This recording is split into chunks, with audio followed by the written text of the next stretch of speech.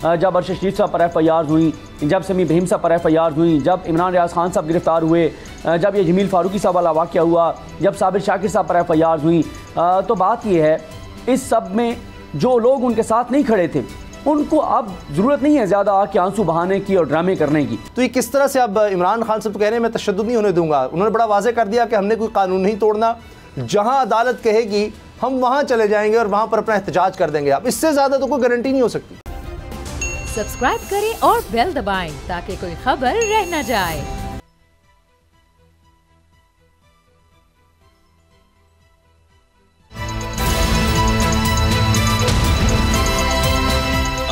पता चला।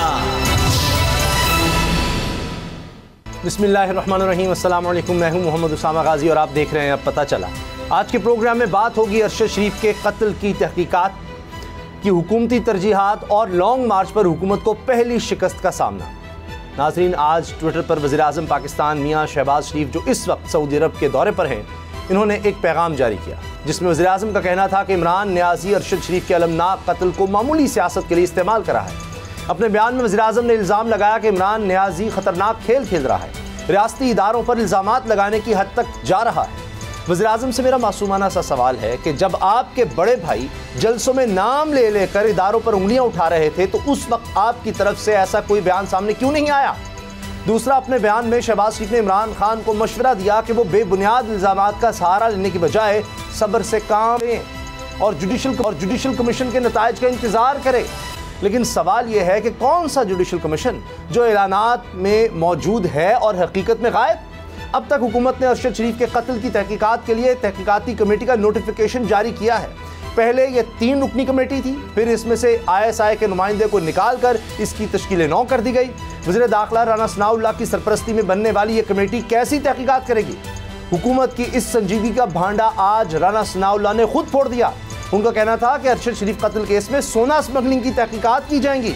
कल मरीम नवाज ने अरशद शरीफ की मैयत के साथ तंजिया ट्वीट करके लवाहिकीन और पाकिस्तानियों के जख्मों पर नमक छिड़का।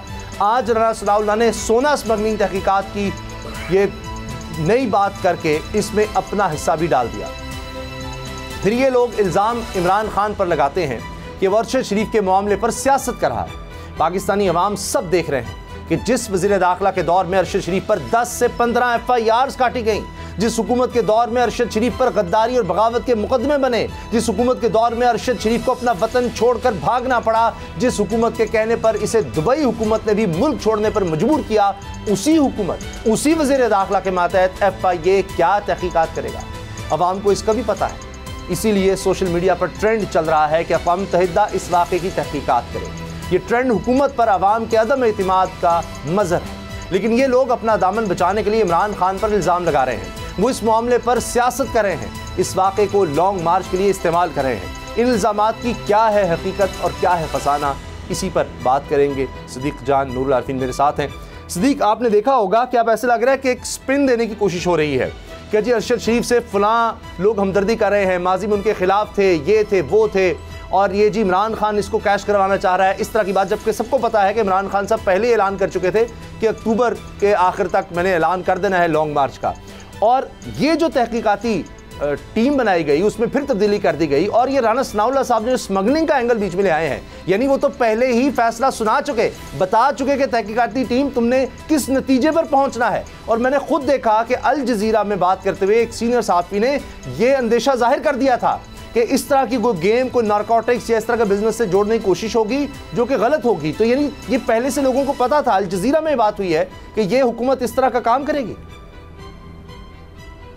देखें, एक तो मैं आपको ये बता दूं कि इमरान खान साहब, साबिक वज़ीर-ए-आज़म इमरान खान साहब और अरशद शरीफ साहब के दरमियान क्या बातचीत होती रही, क्या क्या चीज़ें डिस्कस हुई और इमरान खान उनके लिए क्या कर रहे थे, ये वो सारी चीज़ें हैं जिनके बहुत सारी चीज़ों का हमें भी पता है, इल्म है। लेकिन हम इंतज़ार कर रहे हैं कि अगर कभी कोई आलमी सतह का कोई ऐसा कमीशन बनता है जिससे उम्मीद हो कि वो इंसाफ कर सकता है, वो हक़ाइक़ सामने ला सकता है, तो ज़रूर उनके सामने वो चीज़ें रखेंगे। साबिक़ वज़ीर-ए-आज़म इमरान खान भी रखेंगे, अरशद शरीफ साहब की फैमिली भी रखेगी, उनके दोस्त भी रखेंगे।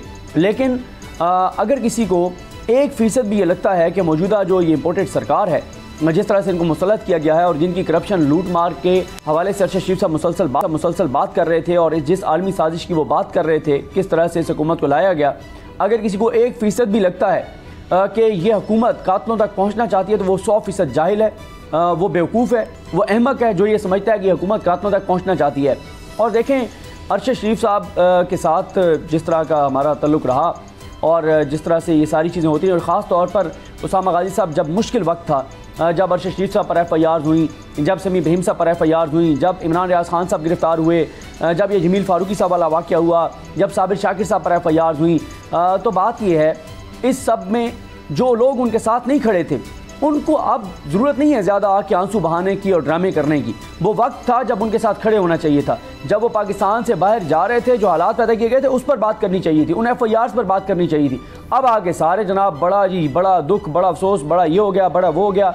तो बात यह है कि ये हुकूमत जो पूरी तरह मुलविस थी अरशद शरीफ साहब पर यह ज़मीन तंग करने में और उनको पाकिस्तान से जाने पर मजबूर करने में, और फिर आपने मरीम नवाज साहबा के ट्वीट्स देख लिए, नून लीग वालों के ट्वीट्स देख लिए, जिस तरह के वो ट्वीट्स कर रहे हैं, तो इस हुकूमत से तो कोई उम्मीद नहीं है। बल्कि हमें तो ये भी खदशा है कि यहाँ से जो टीम भेजी जा रही है वो जाकर इस बात को यकीनी बनाएगी जो रवाना हुई है कि अगर कोई सबूत बच गया है तो उसको भी ज़ाया कर दिया जाए और वहाँ जाकर और जो है वो पूरा एक नया ड्रामा क्रिएट किया जाए, कोई ऐसी चीज़ें की जाएँ, इस केस को उल्टा उलझा दिया जाए। ये हमें खदशा है और इन्हीं खदशात की बुनियाद पर हम ये कह रहे हैं कि हमें ना इस हुकूमत पर कोई एतबार है, ना इस हुकूमत के भेजे हुए अफराद पर कोई एतबार है, क्योंकि राना सनाउल्लाह का तो बड़ा एक्सपीरियंस है बंदे मरवाने में। और ये मैं नहीं कह रहा, ये चौधरी शेर अली जो आबिद शेर अली के वालिद हैं वो ये कहते हैं कि उन्होंने कितने कत्ल करवाए हुए हैं। फिर मॉडल टाउन में जिस तरह से उन्होंने कत्ल गारत गरी कराई, जिस तरह से पिछले 6-7 माह में सहाफ़ियों को नंगा किया गया, करंट लगाया गया, तशद्दुद किया गया, जो कुछ इस शहर इक़्तिदार में हुआ। मैं आज देख रहा था उसामा गाजी साहब के आज शाराए दस्तूर पर बड़ी बड़ी तस्वीरें लगी हुई थी, बड़े बड़े फ्लैक्स लगे हुए थे कश्मीर में जो मजालिम है उनके हवाले से। मैं बड़े गौर से ये इधर श्रीनगर से शुरू होकर और सुप्रीम कोर्ट तक जब मैं जा रहा था, मैं एक एक तस्वीर को देख रहा था और मैं सोच रहा था कि ये जो यहाँ के इन्वेस्टर्स हैं जो यहाँ से गुजर रहे होंगे, देख रहे होंगे, हमारा मजाक उड़ा रहे होंगे कि ये लाखों करोड़ों रुपए लगा रहे हैं कि कश्मीर के मजालिम में ये हो रहा है, ये हो रहा है, जो कि बिल्कुल हो रहा है, जिस पर हमें बात करना चाहिए। कश्मीरियों से मोहब्बत हमारे ईमान का हिस्सा है, उनके ऊपर जुल्म जो हो रहे हैं उस पर हमें बात करनी चाहिए। लेकिन कौन सी हुकूमत कश्मीरियों के ऊपर जुल्म की बात कर रही है? वो जितनी तस्वीरें लगी हुई हैं कश्मीर में जुल्म की, उससे ज़्यादा भयानक तस्वीरें इस हुकूमत के दौर में आई हैं जो उन्होंने पाकिस्तानियों के साथ किया है, जो उन्होंने बुजुर्गों, बच्चों, ख़वातीन के साथ किया है। तो बात यह है जो मुल्क अपने शहरियों के साथ इतना जुल्म जबर तशद्दुद कर रहा है, चादर चारदीवारी का तकद्दुस पामाल कर रहा है, जाने ले रहा है, जो निज़ाम कत्ल कर रहा है अपने शहरियों को, वो किस मुंह से मोदी के खिलाफ बात कर रहे हैं? और मोदी के साथ उनके तल्लुकात की कोई ढकी छुपी कहानी नहीं है। और ये बड़े बड़े पैराफ्लैक्स लगा के और सोच रहे हैं, समझ रहे हैं बिल्कुल ठीक कि आवाम को ये बेवकूफ़ बना लेंगे कि बड़ा इनको कश्मीर की फिक्र है। अभी आपने देख लिया था कश्मीर से कितनी इनकी मोहब्बत थी, जो मरीम नवाज साहब अपने दामाद का पावर प्लांट मंगवा रही थी, कश्मीरियों के खून की इनको फिक्र नहीं है, और उसके बावजूद ये जो है वो उनके साथ तजारत भी शुरू करने की कोशिशें कर रहे हैं। तो इसलिए कोई एतबार नहीं है, इन पर एतबार नहीं किया जा सकता। जो सदीक जान ने बात, आप इस तरह की बात करते रहे हैं कि आपने पहले दिन कह दिया था ये जो भी कमेटी बनाएंगे उससे कुछ नहीं होने वाला, लेकिन कहा था जी जुडिशल कमीशन, आप एक कमेटी बना दी, और ये स्मगलिंग का एंगल कैसे ले आए राना सनाउल्लाह साहब?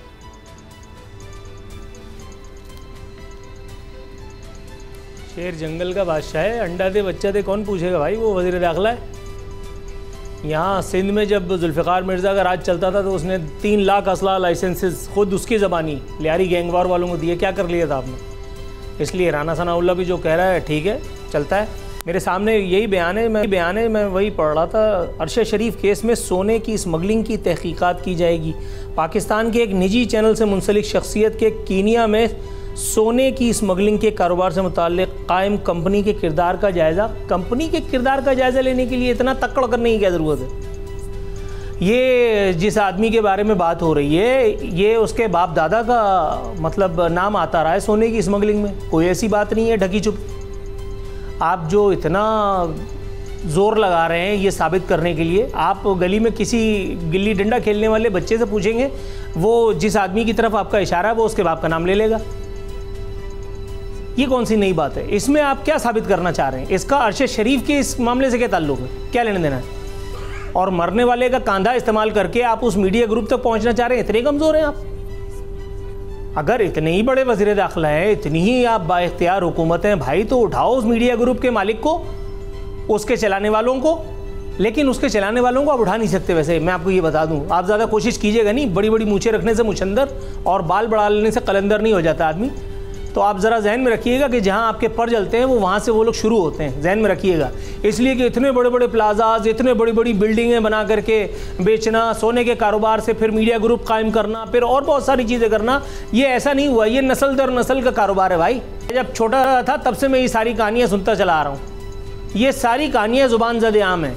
मगर आप बहैसियत हुकूमत ये जो आप बात कर रहे हैं कि सोने की स्मगलिंग के फलाना तहकीकात, तो आपका काम है इन तमाम इल्ज़ाम को मंतकी अंजाम तक पहुँचाते हुए ज़िम्मेदारान का तहफ़्फ़ुज़ नहीं करना, उनको कटहरे में खड़ा करना। आप कर नहीं पाएंगे वैसे, लेकिन कोशिश करके देख लीजिए। अरशद शरीफ के कातिलों तक तो आप नहीं पहुंच पाए, शायद आप इसे एक मीडिया ग्रुप और ये सोने की स्मगलिंग और फलाना जो आपके तहत ये सारे इस मामले में एक एंगल हो सकता है, शायद आप यहाँ तक कुछ कर पाएँ। उम्मीद मुझे कोई नहीं है वैसे। अच्छा, अब ये सब बातें क्यों की जा रही हैं? ये भी शायद इसलिए कि उसको डिस्ट्रैक्ट किया जाए। अब आते हैं अपनी टॉप स्टोरी पर, जो लॉ के हवाले से जिस तरह इमरान खान साहब ने ऐलान किया। अब सिद्दीक जान, आपको क्या नज़र आ रहा है? हुकूमत ने जिस तरह कहा था कि जी हम तो जनाब आने ही नहीं देंगे, हर सूरत में रोकेंगे, और शेल्स तैयार है, राना सनाउल्लाह ने कहा, मरीम साहब ने फ़ोन करके कह दिया कि लोग न जमा होने दें। तो ये किस तरह से अब इमरान खान साहब तो कह रहे हैं मैं तशद्दुद नहीं होने दूंगा। उन्होंने बड़ा वाज़ेह कर दिया कि हमने कोई कानून नहीं तोड़ना, जहाँ अदालत कहेगी हम वहाँ चले जाएंगे और वहाँ पर अपना एहतजाज कर देंगे। अब इससे ज़्यादा तो कोई गारंटी नहीं हो सकती। देखिए, हमारी जो आज लास्ट स्टोरी है उसमें तो हम खैर तफसील से बात करेंगे कि आज सुप्रीम कोर्ट में क्या हुआ और कैसे हुकूमत को पसपाई का सामना करना पड़ा।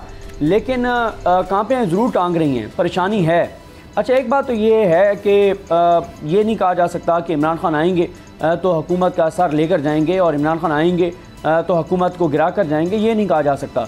उसकी वजह यह है कि इमरान खान साहब ये कह चुके हैं कि उनका जो लॉन्ग मार्च है ये उनकी हकीकी आज़ादी की तहरीक जो है उसका एक हिस्सा है। इमरान खान ऐसे नहीं करेंगे कि वो आके लंबे अरसे के लिए बैठ जाएंगे, अपने कारकुनान को थका देंगे, बल्कि वो मुख्तलिफ तरीक़ों से अपने मोमेंटम बरकरार रखेंगे। और ये बात देखें, अगर इमरान खान उसामा गाजी साहब लाखों लोगों को लेकर निकलते हैं और बड़े बड़े जो है वो ऐसे मनाजिर सामने आते हैं नाकाबिल यकीन के इतने लोग निकल आए हैं मुख्तलिफ शहरों से, तो इससे 3-4 इमरान खान को फ़ायदे होंगे। पहला फ़ायदा तो ये है कि ज़ाहिर है जो सबसे इंपॉर्टेंट है वो ये है कि जो कंसर्न इदारे हैं उनको नज़र आएगा कि इस वक्त अवाम कितने बेजार हैं इस हुकूमत से, इस निज़ाम से, और अवामी ताकत क्या कह रही है, अवाम की आवाज़ क्या कह रही है। और वहाँ पे अगर उन तक ये बात सामने उनके आ गई और उन्होंने वाकई देखा इन चीज़ों को, तो फिर तो यह हुकूमत आप जाती हुई देखेंगे। दूसरा इसका फ़ायदा ये होगा कि ज़ाहिर है इसी के ज़रिए वो अपने मज़ीद हैं जो अपने हामी हैं उनको मोटिवेट करेंगे अगली जो जब तक उन्होंने तहरीक जारी रखनी है, फिर इसी में उनकी इलेक्शन कैंपेन भी हो जाएगी। तो ये मुख्तलिफ चीज़ें हैं, हुकूमत पर दबाव भी बढ़ेगा। तो ये भी है कि अगर वो आकर बैठ जाते हैं इस्लामाबाद में तो भी हुकूमत के लिए मुश्किलात इसलिए होंगी कि पूरे इंटरनेशनल मीडिया रिपोर्ट कर रहा होगा। आप देखें ना, परसों से क्या हो, जुमे के दिन से 24 घंटे के लिए हम बैठकर कवरेज कर रहे होंगे, हम ट्रांसमिशंस कर रहे होंगे, इंटरनेशनल मीडिया देख रहा होगा, यहाँ से सफारत खाने रिपोर्ट्स भेज रहे होंगे, सोशल मीडिया पर बात हो रही होगी, पूरी दुनिया में जो मैसेज पाकिस्तान का जा रहा होगा वो इमरान खान के हवाले से जा रहा होगा, इस हुकूमत के खिलाफ जा रहा होगा, एक गैर यकीनी की सूरत हाल पैदा होगी। और आज ही आपने देख लिया स्टॉक एक्सचेंज 600-700 पॉइंट्स गिर गई, डॉलर बढ़ा, और कोई हुकूमत की हिकमत अमली उस तरह से नज़र नहीं आती कि इस हुकूमत ने करना क्या है। उधर से अनाउंस होता है कि $1.5 अरब डॉलर आ गया है और फिर भी मार्केट नीचे चली जाती है, फिर भी डॉलर ऊपर चला जाता है, और वाज़े तौर पर नज़र आ रहा है कि सागदार जो हैं उन्होंने आके और मसनूई तौर पर चीज़ों को नीचे लाए, लेकिन उसको वो सस्टेन नहीं कर पा रहे। तो चीज़ें इस हुकूमत के लिए मुश्किल होती चली जा रही हैं। ऐसे हालात में, ऐसे मुआशी हालात में जब 600 अरब के नए टैक्सेस लगाने हैं, जब बिजली मज़ीद महंगी करनी है, जब पेट्रोल और डीजल का जो इंटरनेशनल इम्पैक्ट आना चाहिए आवाम तक कम होने का वो नहीं देना, महंगाई बढ़नी है, आटे का मसला पैदा होना है, बिजली मज़ीद महंगी होनी है, गैस का शदीद बहरान होना है, लोगों के लिए मुश्किलात होनी है। तो ऐसे में इमरान खान हज़ारों लोगों को लेकर भी इस्लामाबाद आ गए, लाखों को ना भी कहें आप, हज़ारों भी लेकर आ गए, तो ये हुकूमत के लिए बहुत ख़तरे की बात है। अच्छा नूर आरफीन, इमरान खान साहब ने बड़े बड़े जलसे कर दिए, पूछा गया कहते थे कोई भी नहीं आया वहाँ पर, वो सारे जलसे नाकाम हुए। अब ये भी कहते हैं जी इमरान खान के लिए कोई नहीं निकलता, तो फिर खौफ किस चीज़ का है? वो आने दे, लॉन्ग मार्च करने दे, वो गारंटी भी दे रहे हैं कि जी जहाँ पर अदालत कहेगी हम वहाँ पर जाकर कोई रेड जोन में दाखिल नहीं होगा। अब ये तो ऐन आइनी और कानूनी तौर पर आइन में लिखा है कि हर शख्स को ये एहतजाज की, असेंबल होने की, इकट्ठे होने की इजाज़त है, फिर हुकूमत खौफजदा क्यों है? गारंटी भी चाह रही है अदालत से, इमरान खान ने सामने भी कह दिया, सबके सामने कह दिया, तो फिर करने दें लॉन्ग मार्च। अच्छा, सवाल का जवाब बहुत ही मुख्तसर अंदाज में भी दिया जा सकता है। आपने कहा कि खौफ किस बात का है? खौफ उसी को होता है जिसके पास खोने के लिए कुछ होता है। हुक्मरान जमात के पास खोने के लिए इक़्तिदार है, वजारतें हैं, मुशावरतें हैं, बहुत सारे अलल्ले तल्ले हैं जिनके बगैर इनका गुजारा नहीं हो रहा। इमरान खान साहब और पीटीआई के पास कुछ भी नहीं है। तो इसलिए हुक्मरान तबके में ये जो आप जिस हड़बौं का जिक्र कर रहे हैं, अगर ये नज़र आ रही है तो इसकी एक वाज़ेह वजह सामने आ चुकी है। दूसरी बात, हुकूमत की ज़िम्मेदारी होती है कि नुक्स अमन न होने देना। जो सूरत हाल 25 मई को हुई, जिस पर आज तक हम जिक्र फरमाते हैं, जिसके बारे में नोटिस भी हुआ और बहुत सारी चीज़ें हुई, वो सारी सिचुएशंस अगर अपने जहन में रखें, अगर इस तरह की कोई लॉ एंड ऑर्डर खुदा न खास्ता सिचुएशन बन जाती है तो भी हुकूमत का जो क्रेडिबिलिटी है वो स्टेक पे आएगी। इसलिए भी खौफ व हिरास है। तो इसलिए ये सारी बातें तो टेक्निकली सही हैं। यहाँ फ़रीक़ैन पर, दोनों पर मैं वही बात करूँगा जो मैंने पहले की थी। एहतजाज करना यकीनन अपोजिशन का हक़ है। इमरान खान और पाकिस्तान तहरीक इंसाफ अपने एहतजाज का वही आइनी सियासी हक़ इस्तेमाल कर रहे हैं। हुकूमत को इसमें बिल्कुल मुदाखलत नहीं करनी चाहिए। वो जो जहालत आपने लास्ट टाइम की थी अदालत को इंटरवीन करवाने के लिए, अदालत ने वहाँ तो आपको अपना कांधा नहीं दिया, थैंक गॉड के नहीं दिया। ये कोशिश तो आपकी नाकाम हो गई। अब आपका काम है कि आप लॉ एंड ऑर्डर की सिचुएशन को मेंटेन रखते हुए एहतजाज को उसी तरह से होने दें जिस तरह से एहतजाज किसी महज़ब मुल्क और माशरे में होता है। पीटीआई को ये देखना है कि कहीं उनकी सफ़ों में कोई ऐसी काली भेड़ें ना आ जाएं कि जिनकी वजह से हुकूमत को किसी चढ़ाई का मौका मिले, फिर उसके बाद माज़अल्लाह तौबा इस्तग़फ़ार, फिर कोई सिचुएशन बने और हम राना सनाउल्लाह का नाम ले करके तबर्रा कर रहे हो। तो ये बहुत, जिसको कहते हैं ना, फूक फूक के काम करने की ज़रूरत है इस वक्त हुकूमत को भी और अपोजिशन को भी, जिनके सरबराह इमरान खान साहब और उनके तमाम कायदीन जो इमरान खान के नीचे हैं, उनको इमरान खान का एजेंडा लेकर के चलना है, पीटीआई का एजेंडा। उनकी अपनी ज़ुबानें उनको काबू में रखनी है ताकि कहीं राना सनाउल्लाह एंड कंपनी को कोई चढ़ाई का मौका ना मिले, किसी बात को बहाना बना करके खुदा न खास्ता अवाम पाकिस्तान का कोई नुकसान ना होने पाए। सही। और अगर वाकई इमरान खान साहब, हमने देखा है पहले बिलावल भुट्टो साहब ने भी लॉन्ग मार्च किया, पीडीएम ने भी लॉन्ग मार्च किया, तो उनकी निस्बत तो पहले भी इमरान खान साहब ज़्यादा लोग निकाल चुके, लेकिन अगर बड़ी तादाद में लोग आ जाते हैं, एक लॉन्ग मार्च होता है, तो यकीनन ये हुकूमत के लिए बहुत बड़ी मुश्किलात पैदा कर देगा। ब्रेक लेते हैं और ब्रेक के बाद आरफी नामा में हम बात करेंगे कि अगर पुलिस ठान ले, नेक नीयती से काम करे, तो वाकई सिंध पुलिस काम करके दिखा सकती है। ब्रेक के बाद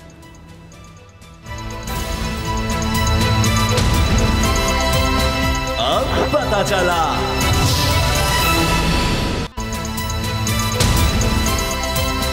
अब पता चला। वक्त है आरफीन नामा का। जी आरफीन।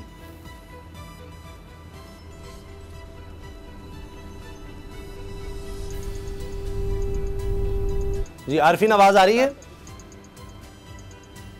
जी, मैं गुफ्तगू भी शुरू कर चुका हूं अपने तौर पर। आपको आवाज नहीं आ रही? जी जी आ रही है, अब आ रही है, सॉरी। राइट। आज आरफीन नामा में हम सिंध पुलिस या अल्फाज दीगर कराची पुलिस की सुनहरी कारकर्दगी पर, हकीकी मानों में सुनहरी कारकर्दगी पर उनको शाबाश देंगे, उनकी सताइश करेंगे, क्योंकि इसी पेडिस्टल से हमने एक दिन नहीं लगातार 3 बार सिंध पुलिस के हवाले से प्रोग्राम किए, तनकीद के डोंगरे बरसाए। अब वक्त है उनकी मिदत का। सिंध पुलिस ने महज 72 घंटों के अंदर अंदर क्लिफ्टन में वो जो सैलाब ज़दा बच्ची थी उसके साथ जो एक ज़्यादती का वाक़या पेश आया था, उस एक मामले को, उस एक क़ज़िये को मंतकी अंजाम तक पहुँचा दिया है। शाबाश सिंध पुलिस। ये एक ऐसा वाक़या था कि जिसने हर दर्दमंद दिल रखने वाले पाकिस्तानी को झंझोड़ कर रख दिया। ये है वो बदबख्त जिसने ये कार जहल अंजाम दिया। मैं अभी उस एक बात पर भी आऊँगा जिस पर अभी बहुत सारे लोगों को बुरा लगने वाला है। ये है वो बच्ची। अल्लाह ताला इस बच्ची के साथ मामलात में आसानी फरमाए। Chief justice Sindh high court, एक खबर के मुताबिक chief justice Sindh high court ने कराची में सैलाब मुतासरा बच्ची से ज़्यादती का नोटिस लेकर DIG साउथ को 27 अक्टूबर को 1 बजे ज़ाती हैसियत में तलब कर लिया। आई एम ग्लैड कि DIG साउथ के पास इस वक्त तक उनको बताने के लिए कम अज़ कम ये तो है कि केस तकरीबन सॉल्व हो चुका, दोनों बदबख्तों को गिरफ़्तार कर लिया गया है। इस हवाले से गवर्नर सिंध कामरान खान टिसोरी ने भी ज़्यादती के वाक़े पर रिपोर्ट तलब कर ली है। इस बात को ज़्यादा सीरियस मत लीजिएगा, चूँकि गवर्नर है इसलिए मैंने भी अपने नंबर बनाने के लिए उनका नाम इस लिस्ट में शामिल कर लिया था।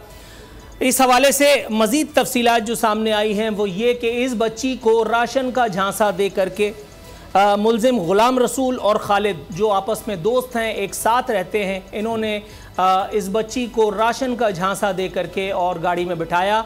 एक ख़बर के मुताबिक जो मेरे पास मौजूद है, इस बच्ची को गाड़ी में डाल करके दो दरिया के मुकाम पर ले जाया गया, जहां गाड़ी में, चलती गाड़ी में एक ख़बर के मुताबिक और दूसरी ख़बर के मुताबिक किसी सुनसान जगह पर गाड़ी लगा करके इस बच्ची के साथ मुतअद्दिद बार ज़्यादती का इर्तिकाब किया गया। यह है वो आदमी जिसकी शक्ल, जिसकी मनहूस सूरत आपको इस वक्त नज़र आ रही है। कम अज़ कम कानून नाफिज करने वाले इदारों के पास इस वक्त इस एक मुलजिम को, इस एक केस को टेस्ट केस बना करके और इन दोनों मुलजिमान को फांसी पर चढ़ाने का एक नादिर मौका मौजूद है। सबूत और शवाहिद इकट्ठे करने का वक्त मौजूद है। उम्मीद करते हैं कि अल्लाह ताला इन लोगों को इतनी हैसियत दे, इनको इतनी तक़वियत दे, इनको इतना दानिशमंदी दे कि ये वो तमाम सबूत और शवाहिद इकट्ठे कर पाएँ जिसके बाद इस तरह के किसी भी केस में जो ज़िम्मेदारान हैं उनको कैफ़र किरदार तक पहुँचाया जाए। ये बच्ची अपने 5 बल्कि 5 भाई बहनों के साथ, ये यतीम बच्ची अपने 5 भाई बहनों के साथ, अपनी माँ के साथ अब्दुल्ला शाह गाज़ी के मज़ार पर मुकीम थी। वहाँ ये बच्ची भीख मांग करके गुजारा करती थी। इसके वालिद गुज़र चुके हैं। सैलाब ज़दा इलाके से ये बच्ची ताल्लुक़ रखती है। वहाँ इस मासूम को इसके साथ इस कदर घिनौने फ़ेल का इर्तिकाब किया गया है। न जाने अब अगली उम्र ये बच्ची कैसे इस वाक़े से पीछा छुड़ा पाएगी। यहाँ बहुत एक ख़ास बात अब मैं बहुत संभल करके करने वाला हूँ। कुछ लोगों को बुरा लगेगा लेकिन मैं उसकी परवाह नहीं करता। मैं बोलता हूँ तो इंश्योर करता हूँ कि कुछ लोगों को यकीनन बुरा लगे। ये बदबख्त जिसका नाम ग़ुलाम रसूल है, एक ख़बर के मुताबिक इसका ताल्लुक़ सांगढ़ से है। ये दूसरा मनहूस जो है इसका नाम है खालिद हुसैन, इसका ताल्लुक़ है टंडोअला यार से। ये बात मैं इसलिए यहाँ कर रहा हूँ कि कराची को दुबई समझ करके आने वाले जो हमारे भाई बहन हैं उनके लिए बिल्कुल यू आर मोस्ट वेलकम कि आप आइए यहाँ पे, आप आ करके अपना करियर ऑप्शन कोई चुनिए, अपने मामलात को चलाइए। लेकिन कराची फ्री पोर्ट बना करके रखा है ये चोरों ने। मुत्तहिदा कौमी मूवमेंट जो है, ये बहादुराबाद कौमी मूवमेंट, उससे लेकर के और उससे पहले अल्ताफ़ कौमी मूवमेंट के ज़माने से लेकर के आज तक कराची में कोई एक ऐप ऐसी नहीं बनी, कोई एक पोर्टल ऐसी नहीं मौजूद। मेरे जहन में इस वक्त कोई ऐसी चीज़ नहीं आ रही, कोई एक ऐसी मुतल्लिका वजारत मौजूद नहीं है कि कोई आदमी पहाड़ से नीचे उतरता है, कराची आता है, आकर के वहां वो गधा चला रहा था, विद ऑल ड्यू रिस्पेक्ट, यहां पे उसके पास डंपर होता है, यहां पे उसके पास बड़े बड़े ट्रक्स, बड़ी बड़ी गाड़ियां होती हैं, उन गाड़ियों के नीचे वो लोगों को दबाता है और उसके बाद दौड़ करके उसी पहाड़ पे चढ़ जाता है और आप उसको ट्रेस नहीं कर सकते।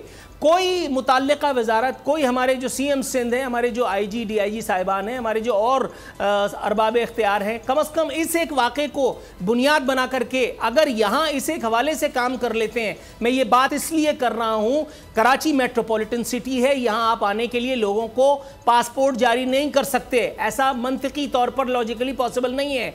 आप आएँ, you are more than welcome, लेकिन कम अज़ कम हुकूमत और मुतल्लिका इदारे अपनी ये जिम्मेदारी कम अज़ कम निभाएं कि कोई भी एक आदमी जो कराची में, कराची की हुदूद में आता है, उसकी एंट्री यहाँ किसी जगह होनी चाहिए ताकि अगर वो किसी इस तरह के फेल का इर्तिकाब करे, किसी जराइम की वारदात का इर्तिकाब करे, तो आप उसे ट्रेस कर सकें। 72 घंटों में सिंध पुलिस ने जिस तरह से फर्शनासी का मुजाहरा करते हुए इन दोनों बदबख्तों मनूसों को ट्रेस कर लिया, उस पर यकीनन आप सताइश के और मुबारकबाद के मुस्तहिक हैं।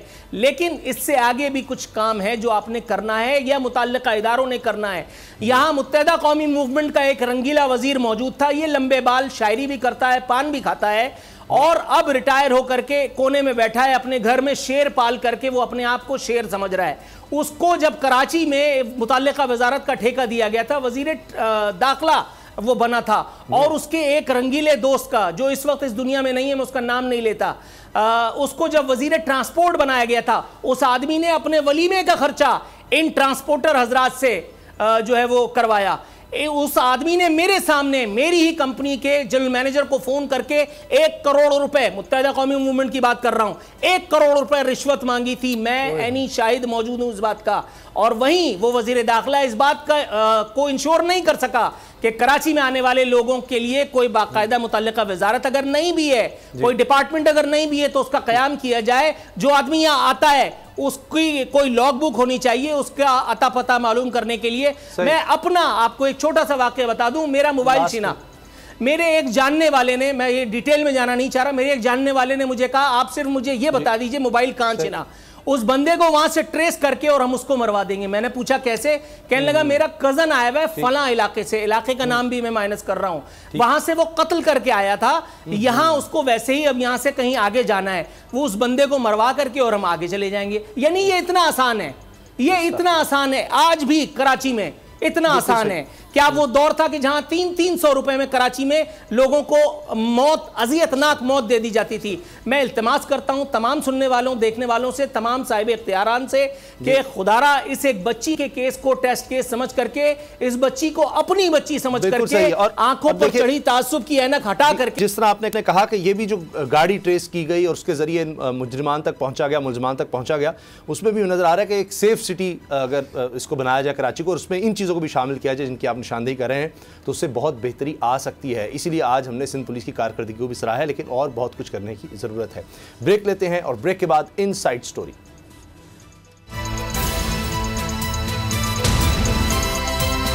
अब पता चला।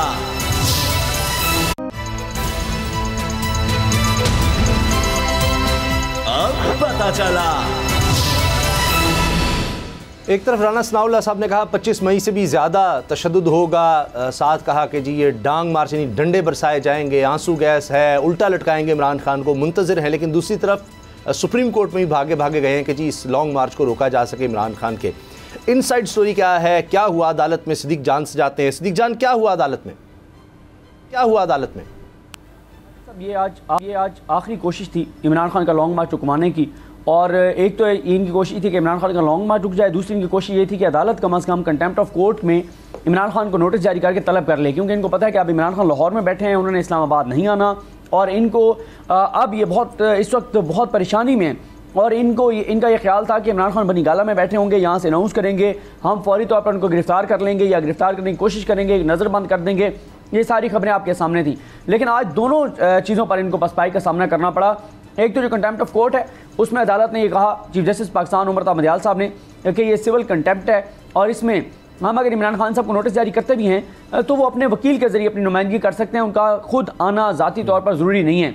दूसरा शोकॉज, उन्होंने कहा कि अभी हम इस नतीजे पर नहीं पहुँचे कि शोकॉज जो है वो जारी करना चाहिए।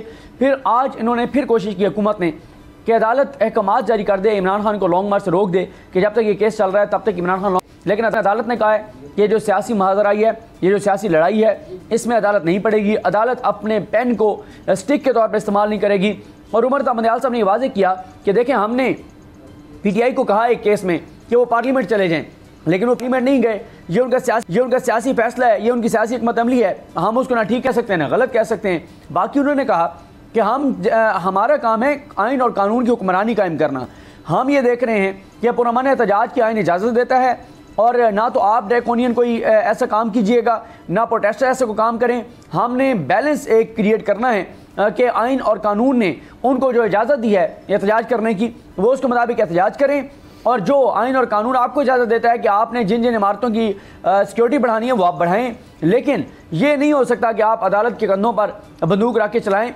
तो आज अदालत ने ये ज़रूर किया है कि जो इनके वकील हैं इमरान खान साहब के, डॉक्टर बाबर रहमान साहब और फैसल फरीद एडवोकेट, फैसल चौधरी एडवोकेट साहब जो फवाद चौधरी साहब के भाई हैं, उनसे जवाब तलब किया है और साथ ही इमरान खान साहब से जवाब तलब किया है और उनको MI, ISI और जो IG पुलिस है इस्लामाबाद, उनकी रिपोर्ट्स देने का हुक्म जारी किया गया है कि उन रिपोर्ट्स का जायज़ा लें। क्योंकि जो हुकूमत का केस ये है कि जब अदालत ने 25 मई को ये कह दिया था कि इमरान खान साहब डी चौक पर नहीं आएंगे, तो इमरान खान ने उस सुप्रीम कोर्ट के फैसले के बाद ये ऐलान किया कि मैं डी चौक ही जाऊंगा।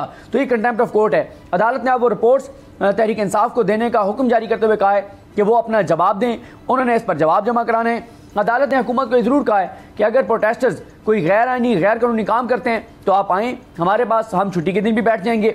लेकिन जो पुरअमन एहतजाज है वो पुरअमन एहतजाज रोकने का हुक्म जारी नहीं करेंगे। तो अदालत ने पिछली समात पर भी यही किया था, आज भी यही किया है कि अपना कंधा फराहम करने से इनकार किया है। और वो हुकूमत जो बार बार कह रही है कि इमरान खान के साथ लोग नहीं हैं, अभी भी जिस दिन इमरान खान साहब को जो है वो डीसीट किया गया था, उस दिन आप देखें एक रिपोर्ट जारी की गई वजारत दाखिला की जानिब से, फलानी जगह पे 50 लोग थे, फलानी जगह पे 60 लोग थे। वो पूरे पाकिस्तान में लोग मिला के कोई 1500-2000 लोग बनते थे जो हुकूमत के मुताबिक थे। तो यार 1500-2000 लोग इमरान खान के लिए निकले थे, तो आपको क्या परेशानी है कि आपने 1000 से ज़्यादा कंटेनर लगा दिए हैं, आपने जो है वो FC इतनी बुला ली है, आपने कराची और सिंध से इतनी पुलिस बुला ली है, तो आपको परेशानी क्या है? और आप तो बड़ी बड़ी धमकियां दे रहे हैं, आप कह रहे हैं हम मुकम्मल तैयार हैं, आओ हम मुकम्मल तैयार हैं, हकीम साहब तैयार हैं, इलाज करेंगे। तो हकीम साहब घबरा क्यों गए हैं? पूरी हुकूमत बाजमात अपने जो है वो झुकी हुई है, हाथ बांध के खड़ी है कि हमें इमरान खान के गैज़ व गज़ब से बचाएं, इस लॉन्ग मार्च को रुकवाएं। लेकिन अदालत ने ऐसा करने से इनकार किया, बल्कि याहिया अफरीदी साहब ने एक मौके पर कहा कि आपको ये दरख्वास्त जो है वो वापस ले लेनी चाहिए। उन्होंने इनको कहा, आमिर रहमान साहब को, एडिशनल अटॉर्नी जनरल जो हैं, कि आपके लिए ये कानूनी तौर पर मुश्किलात पैदा होंगी। लेकिन उन्होंने कहा कि वो इंस्ट्रक्शंस लेकर और अदालत को आगाह करेंगे। अब सोमवार तक इस केस की समाअत मुलतवी हुई है। अदालत ने जवाब मांगे इमरान खान साहब, बाबर रहमान साहब और फैसल चौधरी साहब से, लेकिन कोई भी इंटरम ऑर्डर देने से अदालत ने इनकार कर दिया। अच्छा आरिफीन, मेरे पास लास्ट मिनट है। PDM का इजलास मुझे याद आ गया। मौलाना साहब ने कहा कि हमें अदालतों पर दबाव बढ़ाना होगा, लेकिन वो कोई काम आ नहीं रहा दबाव। बस आखिरी मिनट है, इसका मतलब है कि वो दबाव जो है वो कहीं गलत जगह पे जा रहा है। मौलाना साहब को मेरा ख्याल है कि चेक करना पड़ेगा कि ये दबाव जो है वो किसके कंधों पर है। इससे ज़्यादा मेरा नहीं ख्याल है कुछ कहना चाहिए। ठीक है, और अब देखते हैं कि जी पीर को इस केस की समाअत में क्या होता है, क्योंकि हुकूमत की भरपूर कोशिश यही है कि किसी तरह अदालत का कंधा इस्तेमाल किया जाए और अदालत ही कुछ कह दे कि जी बिल्कुल लॉन्ग मार्च नहीं हो सकता है, इसको रोका जाए। लेकिन अभी तक ऐसा कोई ऑर्डर होता नज़र नहीं आ रहा। सदीक, इमरान खान साहब ने जिस तरह से कहा है कि वो गारंटी करें, एक तरह उनका तो ये स्टेटमेंट आ चुका है कि कोई हम कानून नहीं तोड़ेंगे, कोई रेड जोन में भी नहीं जाना, तो उसके बाद तो अब लगता है कि बड़ी मुश्किल है हुकूमत को कि वो किस तरह कानूनी तौर पर इसको रोक सके। Last minute. बिल्कुल नहीं रोक सकते। अदालत ने वाज़ेह कर दिया है कि कानून हाथ में ना इमरान खान ले सकते हैं ना हुकूमत ले सकती है। गैर आईनी काम ना इमरान खान को करने की इजाज़त दी जाएगी, ना ही हुकूमत को ये इजाज़त दी जाएगी कि वो उस तरह से ताकत का इस्तेमाल करें, गिरफ्तारियाँ करें और तशद्दुद करें, चादर चारदीवारी का तकद्दुस पामाल करें। अदालत इस वक्त दोनों को देख रही है, दोनों में से जो गैर आईनी काम करेगा वो भुगतेगा। अदालत ने कह दिया इसके कंसिक्वेंसेज होंगे। जो भी गैर आईनी गैर कानूनी काम करेगा, जो आईन इजाज़त देता है, जो कानून इजाज़त देता है, उन हदूद व कयूद में रहकर एहतजाज किया जा सकता है। और इमरान खान कह रहे हैं कि उन्होंने 60 जलसे किए हैं, वो पुरअमन थे और उसी तरह से एहतजाज उनका पुरअमन होगा। जिस तरह से लॉन्ग मार्च का आगाज़ हो रहा है उस बारे में भी हम बात करते रहेंगे। प्रोग्राम देखने का शुक्रिया, इजाज़त दीजिए, अल्लाह हाफ़िज़।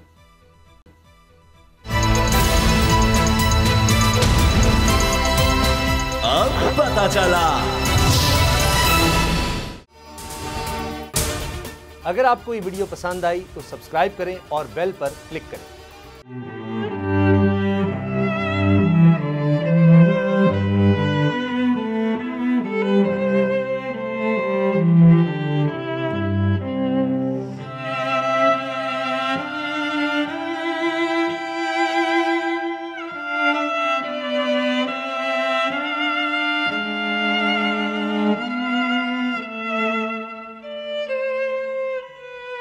सबसे ज्यादा व्यूज, सबसे ज्यादा रील्स और सबसे ज्यादा रेटिंग के साथ बोल अब भी नंबर 1 पोजीशन पर बरकरार। सब्सक्राइब करें और बेल दबाएं ताकि कोई खबर रह न जाए।